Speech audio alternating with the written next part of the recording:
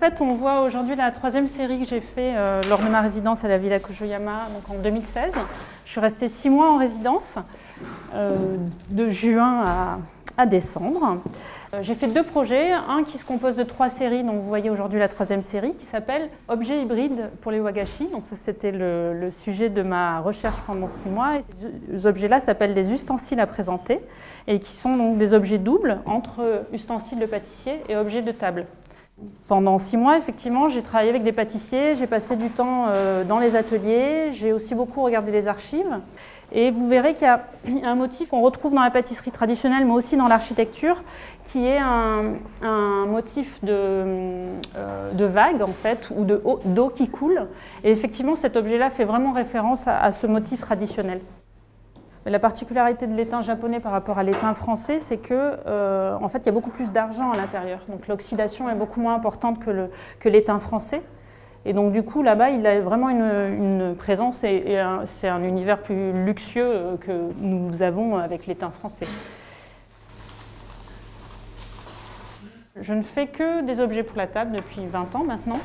Et dans plutôt un travail de recherche, qui n'est pas forcément un travail, ce que j'ai fait au Japon n'est pas du tout dédié à être édité, mais pour moi un travail, une réflexion en fait sur cette possibilité de lier ces ustensiles de cuisinier ou de pâtissier à des objets de table. Ce qui était important pour moi dans ces 3 séries, c'était qu'on ait effectivement cette variété d'utilisation pour le pâtissier, donc qui puisse lui, dans ses gestuels de pâtissier, faire des choses qui étaient assez communes, donc rouler, inciser, découper, etc.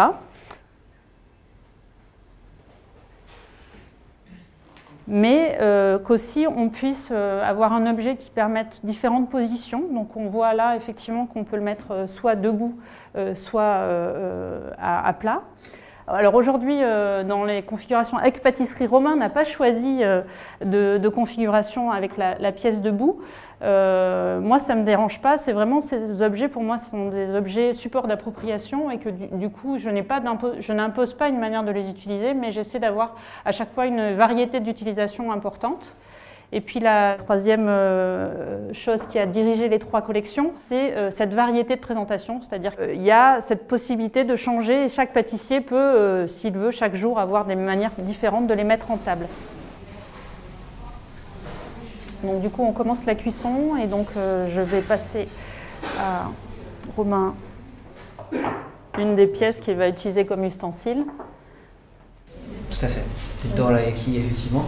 Alors, ils font partie des wagashi, hein, ils sont considérés au Japon comme étant des wagashi. Néanmoins, ce sont peut-être ceux qui sont le plus proches de ce qu'on connaît en France, puisqu'ils sont fabriqués avec de la farine de blé. Voilà, la plupart des wagashi sont fabriqués avec du haricot rouge, du haricot blanc et des farines de riz, différents types de farines de riz.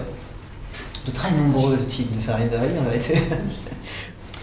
Et donc, celui-ci, effectivement, est passé sur farine de blé, donc il est déjà un petit peu à mi-chemin entre le wagashi et le yogashi, mais il est considéré comme un vrai wagashi effectivement au Japon, notamment parce qu'il est toujours cuisiné avec le han, donc le fameux haricot rouge confit, voilà, qui est vraiment la base de la pâtisserie japonaise traditionnelle, donc des wagashi.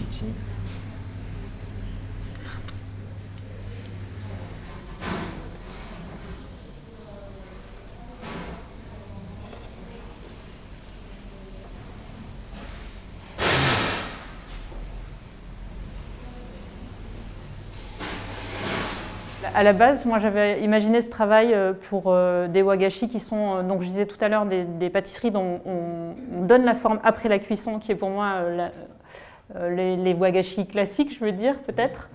Et celui-là, enfin la cuisson donne la forme. Donc du coup, on a dû imaginer des choses qu'on n'avait pas du tout prévues avec ces objets-là. Et ça marche assez bien. Donc on est dans de la découpe et dans de l'empreinte. Et donc du coup, on donne une nouvelle forme au dorayaki. C'est aussi ça qui m'intéresse dans ce projet, c'est comment tout d'un coup, je le disais tout à l'heure, comment le pâtissier s'approprie ces objets et comment il va jouer avec.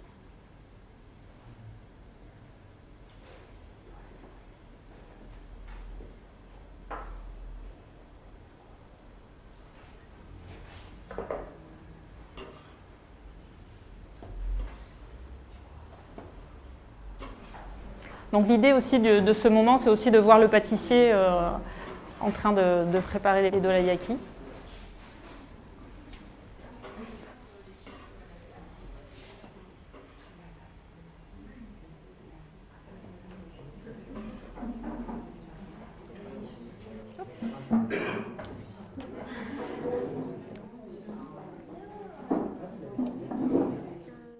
Depuis le début, moi, mon idée, c'est que mes objets, pour être au service d'un chef ou d'une nourriture, doivent être assez simples.